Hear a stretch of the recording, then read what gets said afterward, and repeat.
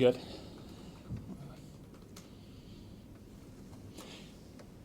One of the odd things about coming up here is you're coming up here after playing two matches, and those are,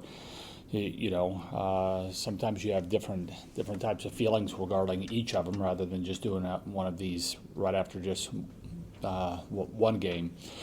I thought the UCLA match. I thought that we put together one of our better matches of the season. I thought. We came out firing. I just thought it was just a great match for us. The next match against Southern Cal, I also thought is a match that is going to do great good for us. Although you come down with the loss, I just thought that was a match that was just going to be so good for both teams. And, that's not me putting a positive spin on a loss. It's just genuinely what I believe is. It's been a while since we've been in a four-setter. It's the first time this year that we've been in a match like that. And when you've got a team like ours, we played these guys this time last year. And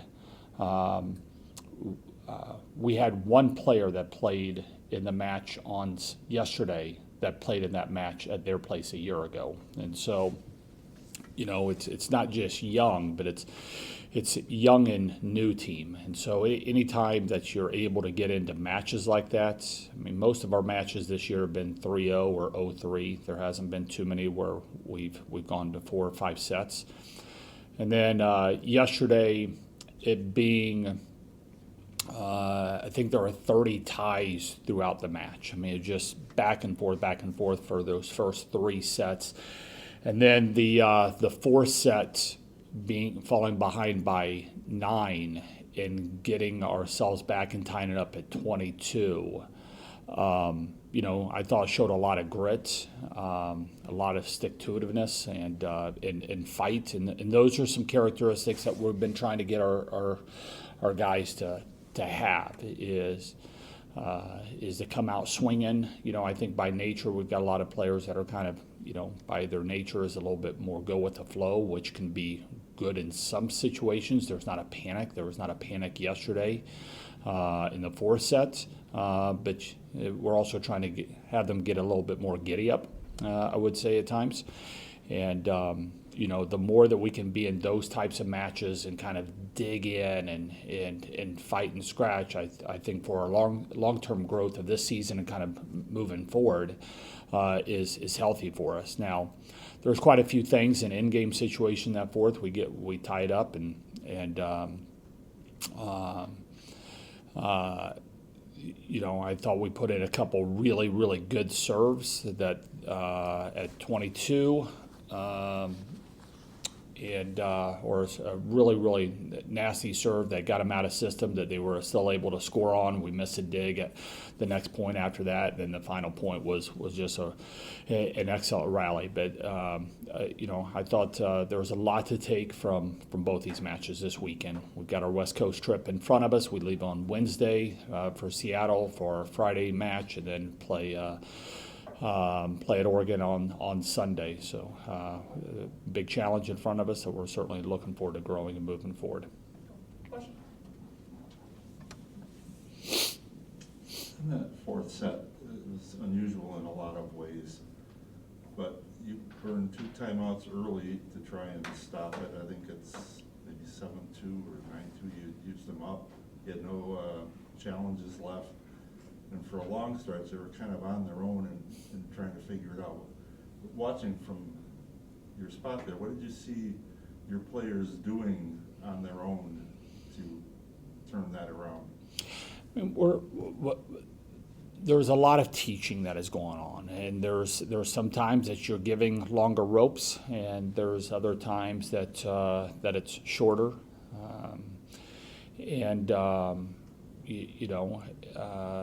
There are certain characteristics that I think we're wanting our team to have, and when they're not displaying that, we're going to try to get in there right now.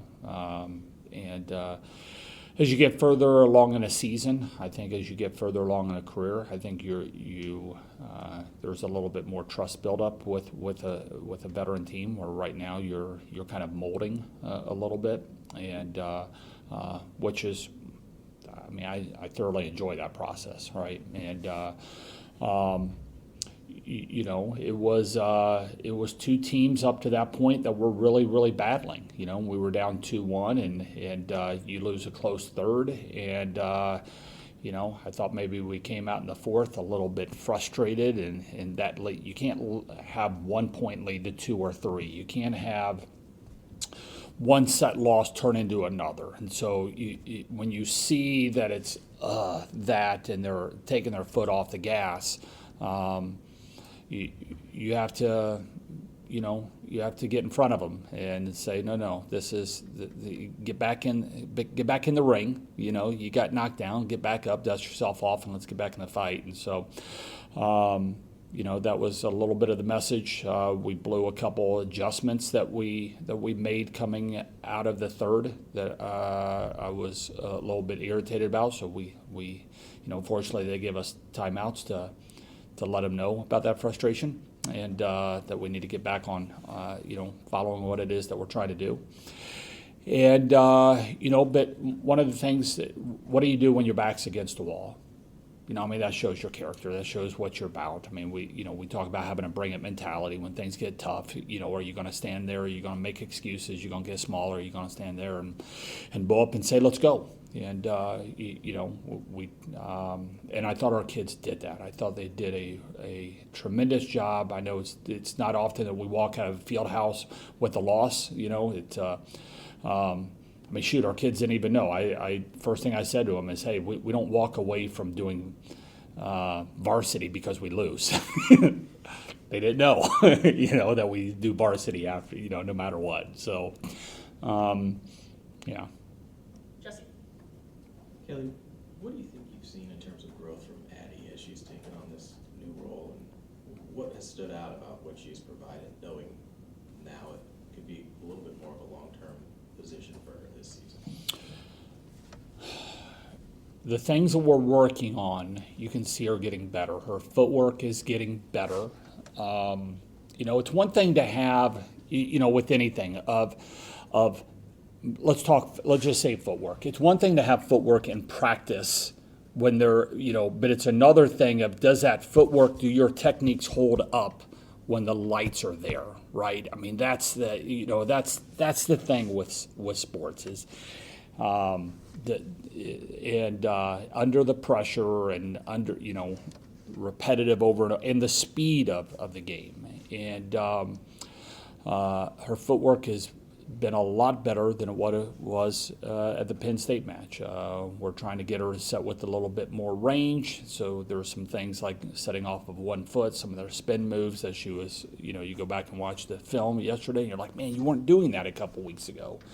She's digging a little bit better than what she was probably at any point in her career. So when she's making some of those moves, you're like, all right, that's coming. So there's things that from a growth standpoint, they're all over the place with her. You see growth. All right, we were working on that, and you're putting it on film, and we're working on that, and you're putting that on film. And you try not to get so results oriented that you just crush a kid that's just getting started in her career, right? She's 5 matches in, and so you hang on to those growths. You try to keep the confidence high because that's really critical of that position. And the fortunate thing is you're dealing with somebody who is pretty confident, and kind of like this for a lot. So you don't need to do a lot of pumping up, but you certainly don't want to destroy because of what, because you're expecting somebody to be at the same level as what your All-American was prior. That's unrealistic. For anybody to do that, and certainly we're not going to apply pressure. We're going to try to relieve it, but we're just going to teach. That's what we do. We teach and you teach and you teach and you teach and you teach, and that's kind of. And fortunately, we've got somebody in that position that just wants to soak it up. John. You were mentioning yesterday with not having a ton of depth, kind of big picture looking at kind of Gracie and coming back, kind of what impact does she have for you guys, and what are you guys able to do with her that maybe you haven't been able to do as well these last 3 or so weeks? Yeah, it kind of reminds me. I got a text from a parent probably maybe an hour ago. Not one of our parents, a different parent, and it just said, "Hey, it was somebody that I've known for a long time. It was one of the players that played yesterday for the other team. I coached her mom in college. We're from the same hometown, and said that was, she said that was one of the best environments she's ever played in. And I mentioned that because when Grace came in, I mean, that was just a really, really cool moment. I don't know if people realize the impact that has on athletes when they're coming back from injuries is to hear a roar of the crowd. I mean, it's an emotional thing for many of them because of how much lonely work that they're putting in to try to get back. It's just, and when you hear that, it's just. It's unbelievable, and I'm sure that was for Grace. I mean, it was a cool reaction. We brought her in probably a little bit sooner than what I thought we were going to, but we felt like it wasn't her offense that we're necessarily needing. Their outside was kind of teeing off on us, and we needed her block a little bit more so than anything. And she did. The hitting percentages started coming down a little bit on their left pin. I thought defensively she was fantastic. I mean, that was probably her best defensive match that I've seen her play in the backcourt. She was really, really good. We still got to work on that connection. It was pretty obvious with her and Addie. Hitting percentages got to get a little bit up, and we weren't getting much production. When I say production, I don't put that on one person, but that combination with our setting and right side attack was not where it needed to be on either match this weekend. But I like where Grace is trending, and she's going to be an important player for us. So Kelly, just with going out west this week against Washington and Oregon, just what are the challenges that you see on the court between those two programs, but also anything that you have to worry about with heading out west and even at I know it's 7 p.m. Pacific time, but 9 p.m. Central time? Yeah. That's one of the things you have a choice of, do you go a day before or do you go a day after? It's a little bit different than just going out there and playing one game and coming back, right? And so because you've also got to take into account the back end and multiple time zones and how your body's feeling and things like that. It's almost easier to go out there, the day before you play one game and you come back, as far as what the effects are.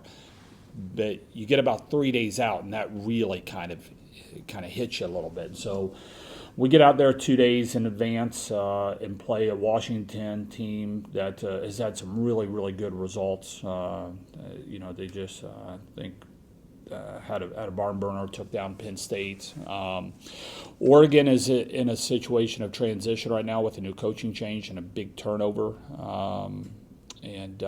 So that'll be a totally different team, totally different style than what they've been the past few years. I'm probably a little bit, I haven't got to that point yet of digging in too much on those guys quite yet.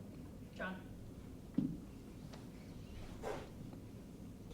Kind of went a little bit under the radar considering you got released, I think, minutes before your match yesterday, but the NCAA came up with their first selection committee, top 16. You guys are number 12. Do you think that's a fair spot, and kind of what would be your selling point in terms of your postseason resume to this point? Yeah.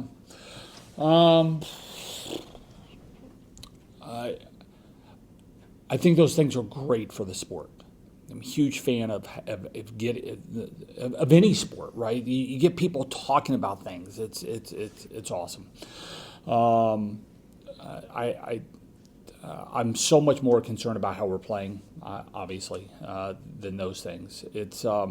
But I would say, and it sounds a little weird following a loss, but there's a lot of different metrics out there. Our sport uses very little of them, and the RPI is so dependent on your schedule and who you're playing. We've got one team that we play. Number one, we play very, very few non-conference matches by design, and but what that means is some of those teams that you play have the ability of really driving your RPI down. You know, one team on the schedule that I think is still winless, and another one that's only picked up 2 or 3 wins, and so that's, you know, 2 out of 8. I'm, you know, not great at math, but that's a lot of influence on our RPI, where I think all the other metrics have us in the, you know, as of a week ago, 4 to 7, 4 to 8 range. So you've got about 4 of those metrics that have it right around there, and then you've got this outlier with the RPI that has us at wherever they've got it, 14, 15, 16, somewhere around there. You know, probably going to be a little bit lower, but you know, I guess that'd be my full answer on that. We've got to do a better job of a sport, I think, of bringing in some other metrics into those decisions. But I have no problem with, what would you say, 12? Yeah. Yeah, I don't know if I've got a massive problem with it. We've got to get better, you know, ourselves. We've got to get healthier. We've got to get better. We've got to grow as the season is. And if we do that, I feel like we'll be able to put out a team that is going to be capable of going up against anybody and getting a whale of a match. Any last questions? How have you been able to keep Charlie involved when she's, you know, not able to go? And in what ways have you seen her help Addie, just given Charlie's experience? Yeah. It's beyond Charlie. It is a challenge for anybody. You know, and we talk about this as a staff a lot, is because there's part of you that are always like moving forward, right, with the team and who's out there and things. But you've got other people that are kind of doing some things that you want to kind of bring along. And naturally, sometimes for coaches, it's easy to kind of, if you're not careful, leave somebody in the dust. And I don't care if it's you know, somebody's talent is Charlie or somebody who doesn't play that much, but it's you know, I think any team is better when everybody is kind of, you know, on the train moving together. One of the things with Charlie, she's naturally a connector. She naturally wants to be around other people and connect with people and checks in with people and things. So she kind of helps herself in that a little bit. When you have some people that aren't like that, then you really need to be doing more. But she's still a captain for us. She's one of our 2 captains, and she's trying to get herself do everything she can to get back on the court this year, and hopefully that can happen. But she's still leading, and you know, she's not a big demonstrative person on the court for us, so she's kind of more of a, at any point, just kind of touching base with different people and talking. I still see her doing that, but you know, it's mixed in with a heck of a lot of rehab throughout the course of practice, a ton of rehab. Thanks, guys. Thanks.